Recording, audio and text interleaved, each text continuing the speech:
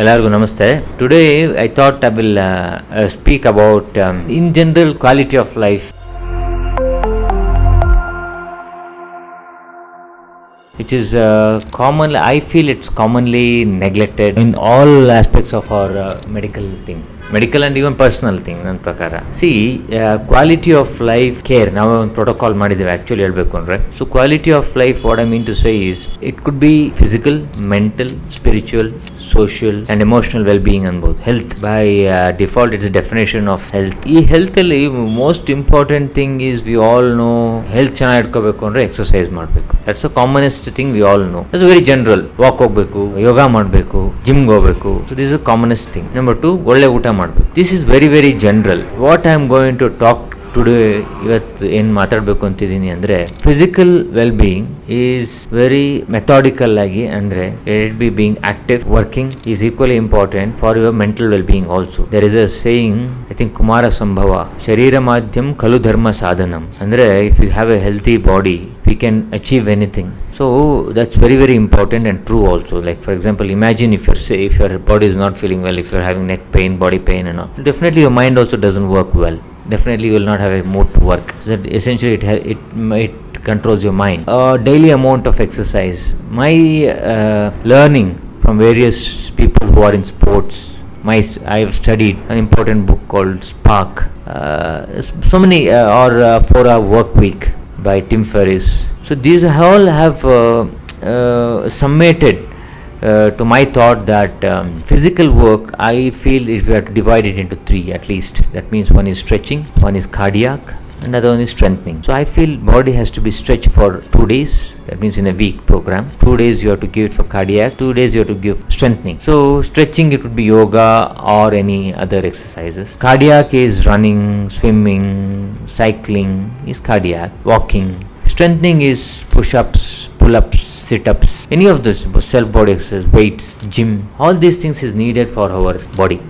After 40 we all start to lose the skeletal muscle, and skeletal muscle mass is directly representing your age. It is one of the, if you build up a good muscles, that means it's very anti-aging factor. It's one of the anti-aging methods. So one is that exercise.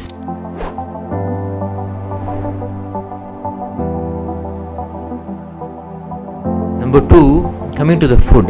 Most foods are nutritionally deficient, whether it could be vegetarian or non-vegetarian. Why? Because the most soil is spoiled. I'm sure you must have followed Sadhguru on Save Soil campaign. That's what he means. That means most of us, including I come from agriculture family, and we know how much the pesticides and other chemicals we have used before to thinking that we are going to get more yield and solve the pest. But over the last 75 to 80 years, we have spoiled the soil like anything. So essentially it has lost all the good microbes, all the goodies in the vegetarian or non-vegetarian food, and essentially nutritionally we are all deficient. You ask anybody, 8 out of 10 of your friends will be deficient in vitamin D and B12. Just do a random check. So that means that is only 2 vitamins we are checking, but what about the other vitamins? We don't check.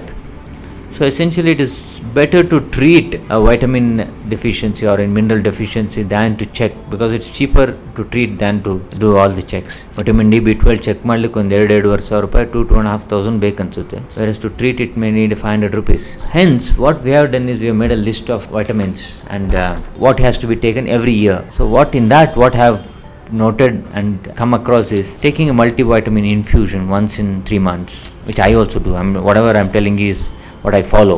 I'm feeling great after following these things. Why I'm telling you is just 6-7 years back, 8 years back, whether it could be energy levels or whether it could be patience levels or whether it could be focus levels, were all totally different than what I am right now. This may be one of the causes. Why? Because when I checked my vitamin B12 and D3 accidentally, and they were so low that I should have been admitted. That was the low, and I was running that day. So people who are very active also can be deficient in vitamins and minerals and other important active nutrients. So hence what I have done is we have listed out certain things: multivitamin infusion once in 3 months, plus vitamin D3 supplement 6 tablets per year or sometimes more per year. I'm telling, Neurobion and thiamine injections, 6 injections per year, and I take curcumin. BCM 95 to be specific, about 100 tablets per year I take.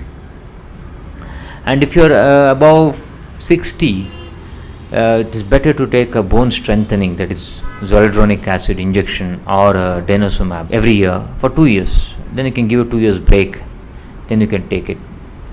And calcium supplement, which is, I feel it has been over prescribed. Everybody takes calcium after 25-30 years, particularly women.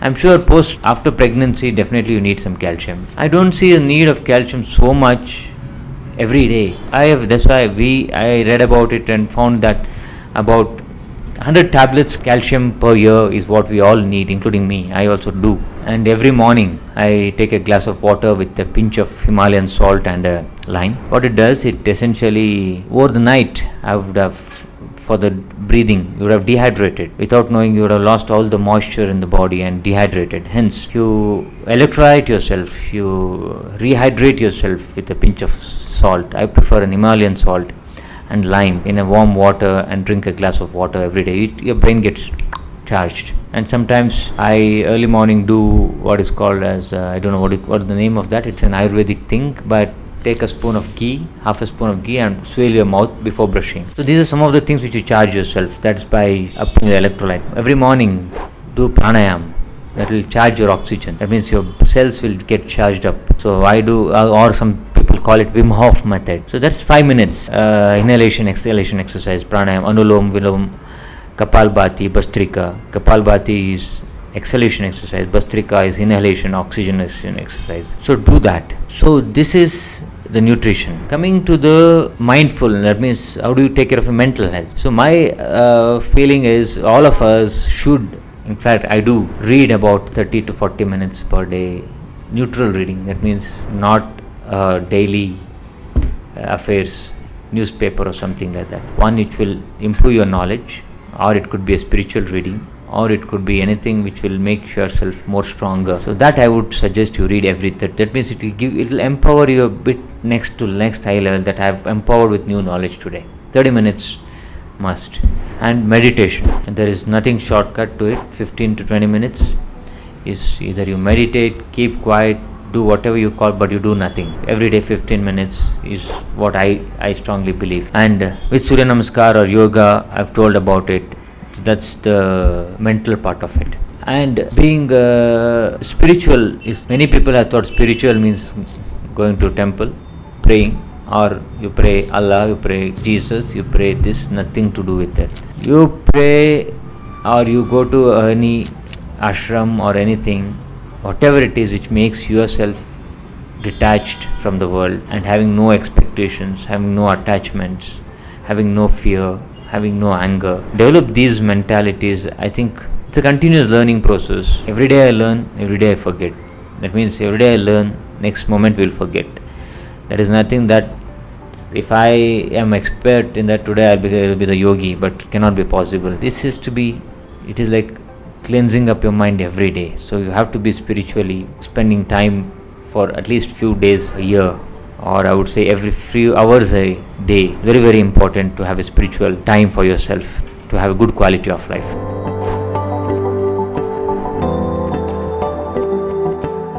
Last, but one of the most commonly neglected or misused nowadays is community living or social living. It's very, very important. What is community or social living? Having a cup of coffee with friends is not social living. Having a Instagram chat or having 1,000 friends is not community living. What I feel is social community living is when you serve somebody in the community in whatever way you can. It could be as small as giving a smile back, or it could be your own old school, you spend some time with the children, they teach a small lesson, or it could be, need not be money alone. I would always say giving money is the last thing, or probably it's the most, people who are disabled should do that actually, giving money and keep quiet.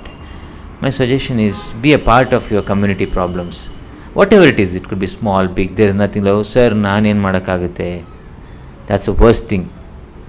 Naan madakagutte, nan kaile enagutte. It's like, as Swami Vivekananda says, that nobody can help such people. Be proactive, do something which is not selfish.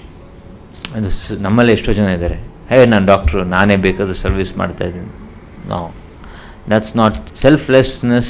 Service is what I'm telling. So where you are not expecting anything out of it. So that's what I believe we have to have a community living. With this perspective in mind, it could be physical, mental, social and spiritual. I think fairly well our quality of life can be tuned to one level higher than what we are today. Same perspective is very important even in my cancer patients, which I always tell, ನನ್ಗೆ ಯಾಕೆ ಬಂತು, ನಾನೇನು ತಪ್ಪು ಮಾಡಿದೆ. It comes only when we have problems. It never came when we got a first rank in the school, when we earned that big first salary, or when we bought a new house or a car, or when we have married. Oh, ದೇವ್ರು ಯಾಕೆ ನನಗೆ ಇದು ಕೊಟ್ರಾ? Never ask that. But you ask only when there is a problem. Why did God do this to us? We have no rights to do that. There could be some reason why we all get into some problems. I think there is a problem which has arrived.